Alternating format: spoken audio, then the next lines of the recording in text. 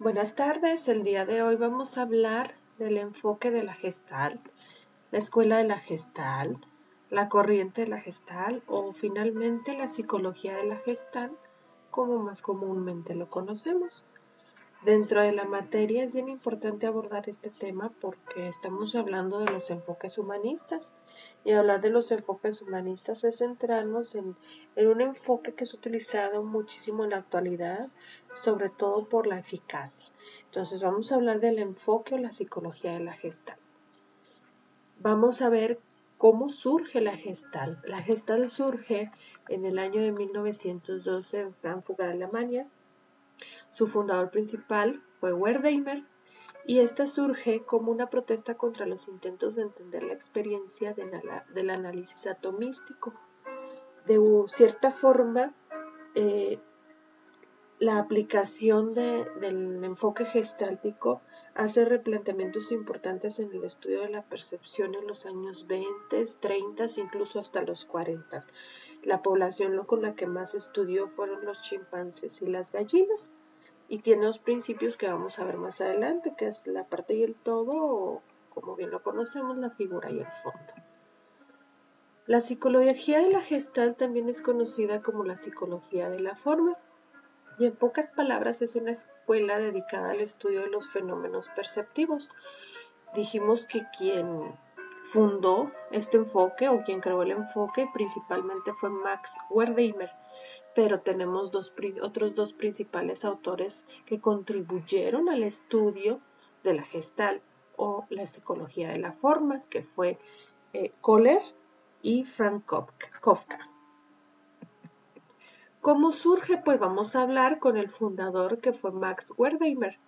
Este fue psicólogo alemán que de una u otra forma desarrolló el fenómeno Pi o Phi, que es el estudio del fenómeno del movimiento aparente o movimiento aparente. De ahí surge el concepto de que no es igual a la suma de los elementos que el todo.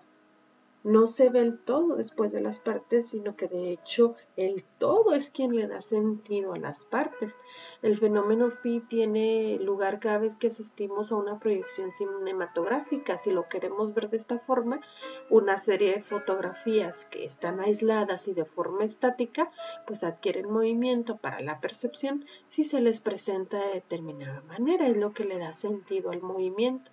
A esto se le conoce como la psicología de la percepción.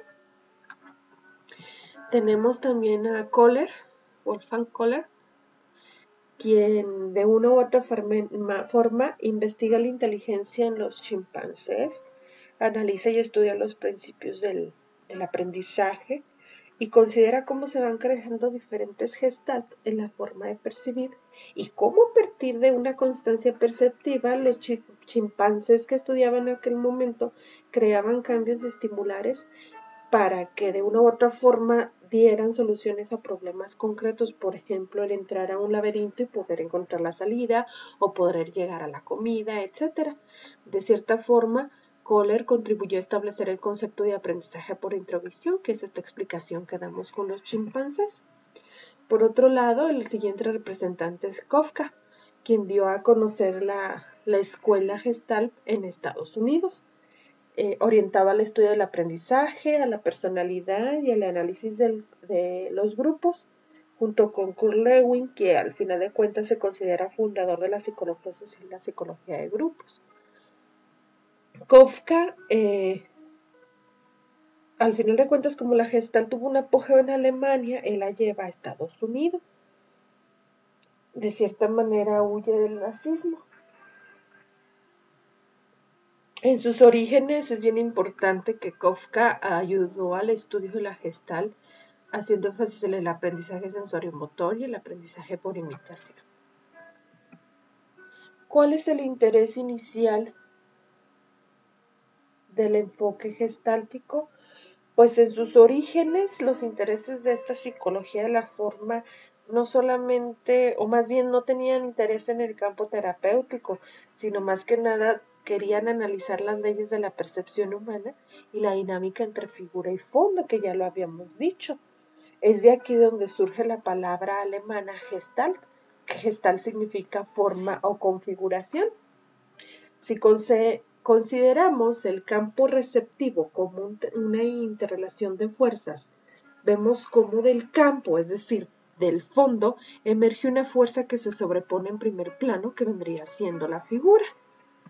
Un ejemplo claro, pues vemos esta figura y tendemos como seres humanos a percibir totalidades. A eso se le conoce como Gestalten. No vemos 2 triángulos y 3 círculos, pero tendemos, más bien es lo que vemos, pero porque tendemos a cerrar formas, a percibir totalidades, que es de lo que nos hablaba o de lo que nos habla la psicología de la Gestalt. Tendemos a cerrar formas, ¿verdad? Aquí esta figura no me dice nada, pero como no conocemos a este personaje que es Mafalda, pues sabemos que es Mafalda y cerramos formas. De una u otra forma, la figura que está separada del fondo pierde su sentido porque el ojo humano percibe de forma global a ambas, completadas mutuamente. Es decir, percibimos totalidades, y esta concepción un tanto globalizadora y unitaria de estos fenómenos, pues de una u otra forma también suponía una innovación al pensamiento científico de aquella época, que estaba solamente atado al mecanicismo. Pero el enfoque gestáltico pues adquiere un enfoque holístico. ¿Qué quiere decir? Que ve a las personas como totalidades. Y al verlas como totalidad incluye que estas son corporales, son intelectuales y también son emocionales. ¿Cuáles son los conceptos principales de la Gestalt? Como ya lo habíamos revisado, la figura y el fondo. Y se basa en la premisa de que el todo es la suma de sus partes. Ya como terapia, y no enfocándonos mucho en esto, pero pues del enfoque surge la terapia, vemos que le interesa el aquí y el ahora, pues como un método para ayudar al paciente a vivir su presente de una u otra forma, metiéndonos en su pasado para resolver situaciones conflictivas o traumas. Hasta cierto punto, dentro de la terapia, nos interesamos porque el cliente o el paciente se responsabilice de su propia vida, y es muy importante para la terapia cerrar ciclos. Como nosotros tenemos a percibir totalidades, no cerramos, entonces necesitamos cerrar ciclos en nuestra vida, y de una u otra forma nuestra vida es así. Siempre tenemos problemas, que vendría siendo la figura, y cuando tendemos a resolver esos problemas, pues vendría siendo el fondo. Cuando no resolvemos problemas, entonces tendemos a reprimir hacia lo más profundo.